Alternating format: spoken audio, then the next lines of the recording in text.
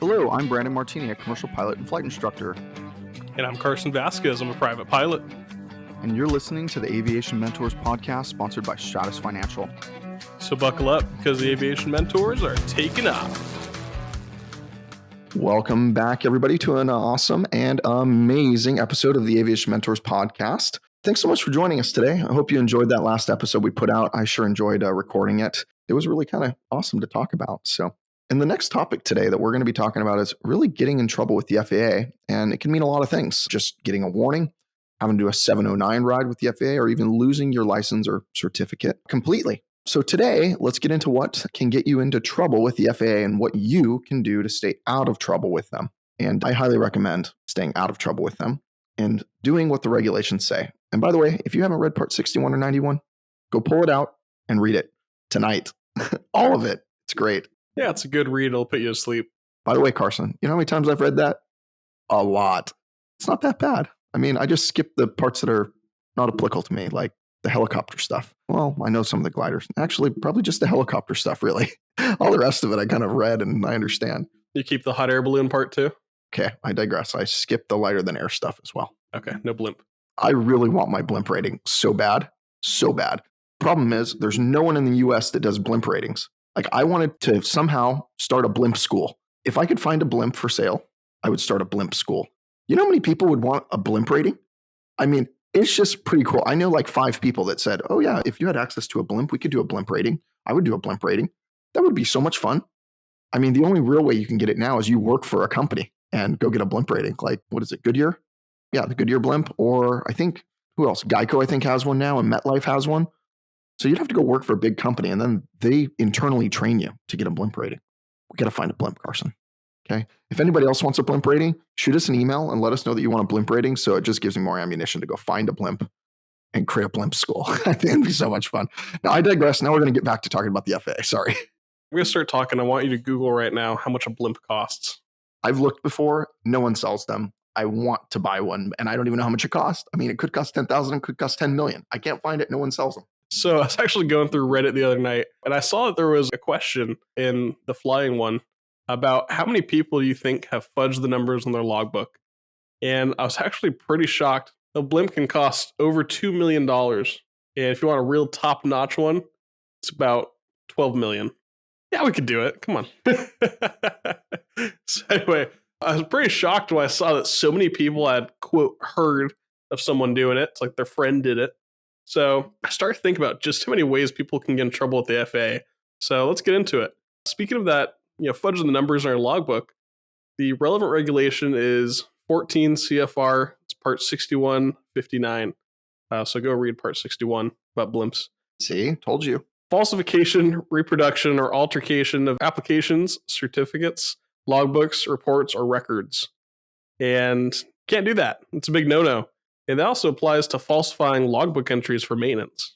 Yeah, that's a real big one. You want to make sure that you're not writing in just random things into your logbook. That's wrong on so many different levels. It hurts you, it hurts your future employers, and it hurts public safety. It's absolutely outrageous. I mean, there are people that have done it. I don't know if they've really done it, but I have had my suspicions that there's no way you actually got that many hours, and I'd almost want to check. Well, the thing is, I pay so much for every hour of my flight training. And the thought that someone could just put an extra hour in there and save themselves, $250, pisses me off. It's a lot of money. It does. It'd make me really irritated too. And the one that really bothers me out of what you just explained is falsifying logbook entries for maintenance, by the way. I've bought and sold a lot of airplanes. Me and Richard have gone out and looked at a lot of airplanes to pre-buy. And I'm typically the ones that go through all the logbook entries while he's doing the pre-buy of the actual aircraft. And I've gotten, not to toot my horn, but very, very, very good at reading logbooks, looking for airworthiness directives, if they've actually been complied with, things like that. So after I go through my report and I try to figure out if the airplane's even legal to fly, and then I go over to Richard and I say, and Richard of Kavu Aero Service, he's been on the podcast a couple of times. I go over to Richard and say, hey, am I reading this correct? And 9 out of 10 times he says, yep, you're reading it correct. They actually forgot to do that 40 years ago. And the airplane hasn't been legal for 40 years. So I've ran into that before. I've seen straight up people have literally falsified airworthiness directives that they've said it's complied with, and they just put AD so-and-so has been complied with. Well, how was it complied with? And then we go look at the airplane and we go look at the part on the airplane, and no, the part was never replaced. Like 20 years ago. So people have been flying this airplane because they were on the assumption that another maintenance technician signed off the airplane properly. And it hasn't been signed off properly in 20 years, which is pretty insane. So I think that one actually happens more than we'd really like to admit. When there's something like that happening with the logbooks for maintenance, obviously it falls into the person that falsifies it, but can the pilot hold any fault for not knowing? I don't think so. It says the owner or operator is responsible for the logbooks. So I guess technically, yes, as a licensed pilot owning and operating an airplane, you should know, and you could probably be at fault. I'd have to talk to like an aviation attorney or something to go through that. Now, whether or not the FAA would prosecute you on something like that, I highly doubt. And if it was 20 or 30 years ago, I highly doubt the FAA would probably care too much to prosecute the person who originally did it unless it caused a really big issue or an accident or something like that. I will say if you do find something like that, it has to be corrected before you go fly that airplane. And if you purposely go fly that airplane and don't correct it, that's a big no-no and you will get in trouble for that.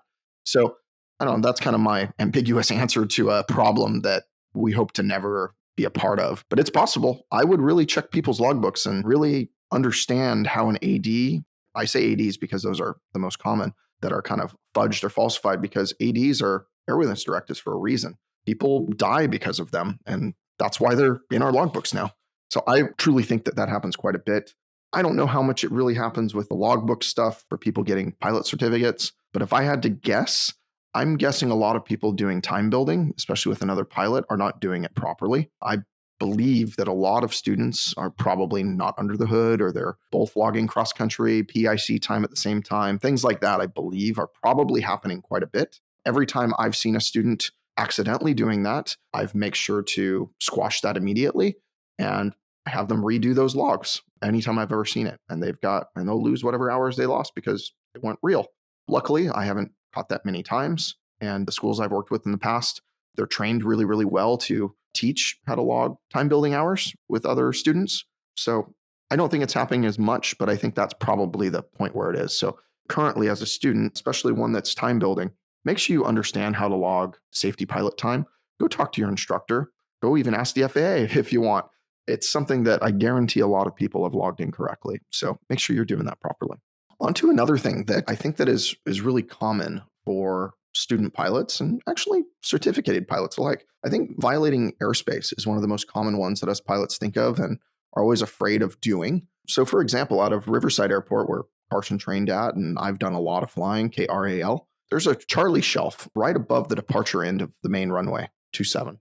And when you take off, if you're in a high performance or fast airplane, you can get up to 2,700 feet pretty quickly from 800 feet. That's only 2,000 feet. If you're flying at 1,000 foot per minute, 2 minutes you're climbing and you're hitting that airspace, right? You need to be real careful, especially over there, especially if you're making a left turn and going over to the practice area. You, in a 172 in the winter, you'll definitely climb in the first 8 or 9 minutes. You'll climb up to that. And it's really easy to break Charlie airspace there. And I know people that have, and they've gotten phone numbers to call, and it's not a good thing. So you want to make sure that you are being very careful with knowing airspace, especially airspace that's above you. I know that visually, as a student, visually figuring out what airspace is a little difficult sometimes. But really just if you look at your trajectory and you kind of think out how far you're going to be, and when you flight plan, you should know how far you'll be and how high you'll be based on math. You can really plan and just know what airspace you're going to be in, or you can potentially be in. And you also, if you're not talking to ATC, which I know a lot of people don't do, kind of the middle of the US in smaller towns, you need to be really careful on where you're flying, because you could accidentally go into a Bravo or a Charlie, or more commonly, accidentally go into a Delta. And you do not want to break somebody's airspace. That is a big no-no. I can happily say I have never broken somebody's airspace. I'm extremely careful. Carson knocks on wood. I probably should too. And especially because airspace sometimes changes. If you don't listen to ATIS, I know that I almost broke airspace in North Carolina. I left first flight and I went over to another airport and I thought it was untowered. And luckily I listened to ATIS, because for 3 months of the year, it was a towered airport. And it was a class Delta airspace for 3 months of the year, even though it wasn't charted like that. And that was a big eye opener for me. I got real close to doing that one. So Got to be real careful about airspace. Make sure you listen to ATIS before you enter it. That's for sure. That's kind of one that's really, really important, even at untowered airports. And being careful like that kind of goes along into the next one, which is reckless or careless operation of an aircraft. And Brandon, can you give me a little bit of definition on what that could be or what could look like, especially for student pilots and private pilots? Well, it can be as crazy as that YouTuber who jumped out of his airplane with a fire extinguisher strapped to his legs with a parachute on and let his airplane crash in the middle of the woods. I think he got charged with reckless and careless operation of an aircraft, that's for sure. And he lost his pilot certificates and will never fly ever again. That was the most stupid thing you could ever do to make some money on YouTube. I'm actually kind of curious if he actually made any money. I mean, I hope it was worth it for him because that sucks. I mean, I could not imagine losing everything and thinking he would get away with it. Just what an idiot. I can't even believe that. But outside of doing something absolutely and totally reckless, you could also buzz your friend's house at 200 feet. You could fly next to an airplane that you have not talked about getting in a formation flight with. You can do aerobatics without being authorized to do so and not being an aerobatic box. You could fly less than 500 feet above the ground in a populated area. There's a lot of things you can do. I mean, those are just a few of them that I can just think of off the top of my head. They could be crazy and stupid or a small and simple mistake. Pretty much anything can turn into reckless or careless operation if you're not careful, which is why it's careless operation. But there is another one that kind of tags along into that. And that's not complying with ATC instructions. Yeah, if you're not complying with ATC instructions, then you can get in real big trouble as well. I know that there's been some pilots in the past that have flown into the Bravo or said, I'm going to land here. I think there was a famous one that happened in Vegas last year. We might have even talked about it briefly in one of the episodes. But not complying with ATC instructions get you in a lot of trouble. Now, granted, if it's an emergency situation and you declare an emergency, you can defer from ATC instructions as much as you have to for the safety of you, the aircraft, and the public. And by the way, the public needs to be number one on that list. You can't just go land in the middle of a concert because you declared an emergency. That doesn't work. And you go kill 1,000 people because you needed to land because it was an emergency. It doesn't say that you can do that. That's for sure. But what it does say is you can take reasonable steps to secure yourself and you can go land on a freeway if you deem the freeway not jam-packed, or you can land wherever you have to make sure that you, the airplane, and the public are safe. But not listening to ATC and not doing what they tell you to do, that's a big deal. You need to do what they say, especially because they're out there trying to help you. They're trying to keep you safe, your aircraft safe, and others safe. And by the way, if you're having trouble understanding what they're saying and you don't understand what they're saying, tell them, I don't understand what you're saying. They're humans. They speak English. Or if you tell them, hey, I'm a student pilot, I'm not quite understanding, can you please help me? Guess what? They will slow down. They will help you, even if they sound irritated. As soon as you tell them, I'm a student, I'm not quite understanding, I need help, they are trained to give help. They want to help you. They will do everything they have to do to help you have a successful outcome of that flight. And if you do something wrong and they want to talk to you about it, they'll give you a phone number and you can talk about it on the ground when everybody's nice and safe and sound. And they'll go out of their way to make sure that you're safe. I think I talked about this a long time ago. There was a controller in Long Beach who saved my life. And I don't know who that controller was and gives me goosebumps thinking about it right now. But I told the FAA when I was at Oshkosh 6 months later after this, I said, whoever that was, if you could figure it out, I don't remember. I think it was like 121.2 or 120.2 or 120.12, something like that in near Long Beach, near Disneyland area. And I was going towards Catalina. And this controller said 20 Juliet, dive, dive, dive, dive, dive, or something along those lines. And I listened right away. And if I would not have listened, I would have been in a head-on collision with another aircraft. I could see the other airplane. I could see the two people's eyes, the whites of their eyes, from my airplane to theirs. And they saved my life. And it was because I complied with them immediately and I was listening and I wasn't fiddling around on my phone and I was doing what I was supposed to be doing as a pilot. And I was looking for traffic, obviously. But guess what?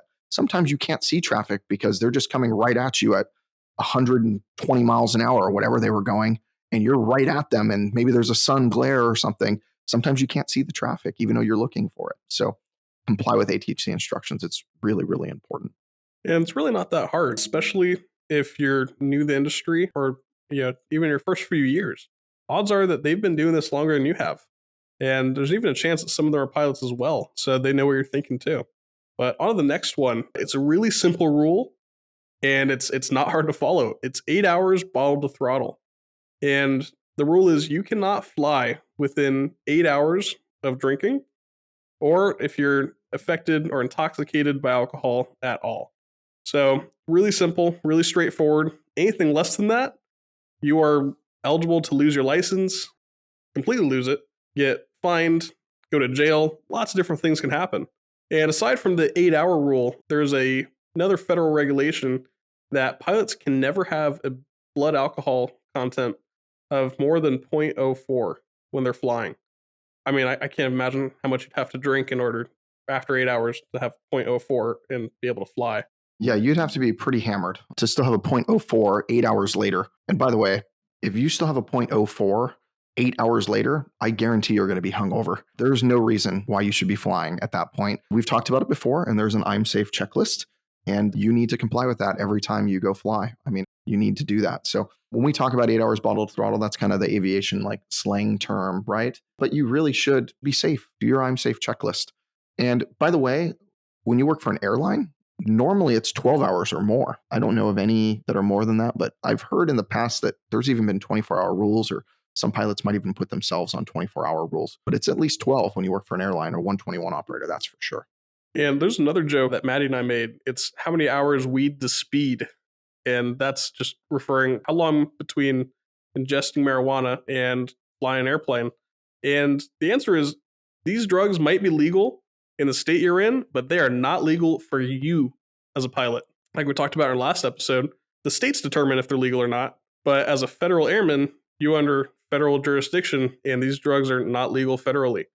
So you will lose your medical if you test positive for drugs, no matter if they're legal or not. Yeah. So 8 hours weed to speed, like Carson just said. I've never heard that term, but that's an interesting one. But the answer is how many hours? Unlimited. You can't. Make sure you don't get screwed over with that. I know that, yeah, like Carson said, it's become legal in a lot of states, and it's a recreational drug now for a lot of people. And just don't do it. If you want to become a pilot, you need to abide by the rules. And that's what we do as pilots. We abide by the rules, and we abide by rules and regulations. And that's what makes good pilots good pilots. We have to make sure that we comply with that. So just remember, the I'm safe checklist, and this counts for a lot of things, especially since we are federally regulated. And there's something else I just thought of. Mushrooms are legal in Oregon. And like we talked about last week, you see what happened to a pilot after he took mushrooms? Yeah, 2 days later, he tried to kill a bunch of people, and now he's in prison. So, or going to prison. Obviously, stick with the rules. Don't do things you shouldn't do, and it'll keep you out of trouble with the FAA. So another thing that we want to bring up, and then we'll kind of wrap everything up today, that's inadequate pre-flight planning and fuel management. Talk about like the 30 to 45-minute rule for minimum fuel. I actually have a minimum of an hour fuel that I apply for every flight I do, regardless of what type of flight it is. And I've flown with an hour of minimum fuel. I've landed with an hour minimum before. So I'll tell you this, when you've got 8 gallons of fuel in a Cessna 172 when you land, that's 4 gallons in each side. You know what your fuel gauges register on a 1975 airplane? Very, very little. Every time you hit a bump, it looks like you have none. It does not feel good to do that. I guarantee it. And when you're trying to test the fuel to see how much you have, seeing 4 gallons on that little stick is shockingly low. Yeah, and it's a little unnerving. So, I mean, you need to do your pre-flight planning. You need to check all your NOTAMs. You need to do your NW craft checklist. And if you don't know what the NW craft checklist is, make sure you check out our other episode on NW craft and I'm safe, and do what you're supposed to do, what the FAA wants you to do. That way you don't get stuck getting screwed up. We talk about alternate airports for IFR flight. Guess what? Have alternate airports for VFR flight too. One time I was flying the Icon home pretty much across the country, and I was planning a fuel stop at this one airport. And I was about 30 minutes away from it, and there were no other airports around. And I don't know if I talked about this or not when I had like 40 knot winds or whatever they were, ridiculous in that plane. That was insane. It's like a helicopter landing that day. I tried to go to this airport, and guess what? Airport said it was out of fuel. It was not reported as a NOTAM, by the way, because I checked before I took off. It was reported on their ATIS. We are out of fuel. Don't land here if you need fuel. And if I did not get fuel there, I was not going to be able to go elsewhere. And luckily in the Icon, I probably could have went and got some 91 octane and put it in, but that would have been a whole trek. I would have had to go to the store and got fuel thing. It would have been a pain. So I ended up diverting like an extra 20, 30 minutes south and went to this really, really windy airport that I had to stay there for like a day and a half or whatever it was. So luckily I had an alternate plan, and I had plenty of fuel because I like flying with plenty of fuel. But keep that in mind. You gotta do that. I know I said that was going to be our last one, but keep in mind that there's some unsafe takeoff and landing practices, like landing with someone on the runway or taking off with someone on the runway. These are things that can get you in trouble. It's okay to line up and wait sometimes. Airports do that every once in a while, but make sure that people are off the runway. I've landed before, and then I had somebody else land right after me, and they were in a faster airplane, and they just came out of nowhere. They did a straight in. They didn't do their left 45 and enter the downwind and do all that stuff. They just came in straight in and right behind me, and I wasn't even off the runway yet. And people have landed on the runway with me there. And these are normally little small airports in the middle of, I'll say, nowhere, so to speak, but you want to be careful. You don't want to do that. I mean, all of these things can land you in jail or up to a $250,000 fine. And I don't know about you, but I don't have a $250,000 to blow on a fine. I don't have a $250,000 to blow on anything, let alone paying it to the government. They take enough for taxes. They don't need it for me screwing up something as well. And I guarantee you're going to go to jail doing some of those things, or at the very least, lose your pilot certificates. And that's something you don't want to do either. And those kind of penalties, even losing your license or your certificate or your medical or having a 709 ride, those are only the penalties if things go right. And those kind of flights or mistakes don't hurt anybody. So there's no reason to not be on the good side of the FAA and not do the right thing. You wouldn't have a license or certificate if you didn't do the right thing. So you know it's in you. You know the right way to do things, and do things the right way. There's a reason for it. Absolutely. Have to agree. Like I said in the beginning of this episode, go read part 61 and part 91, especially part 91. 91 tells you all the ways how you can lose your certificate. 61 tells you how to get it, right? So go read part 91 today or tonight.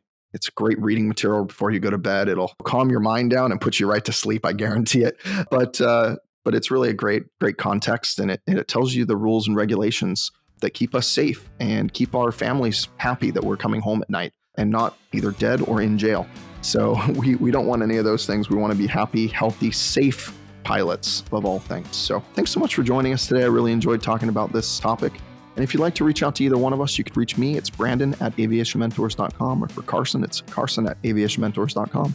And as a wrap up for the day, remember, here to guide you in your aviation journey. So fly safe and enjoy the ride.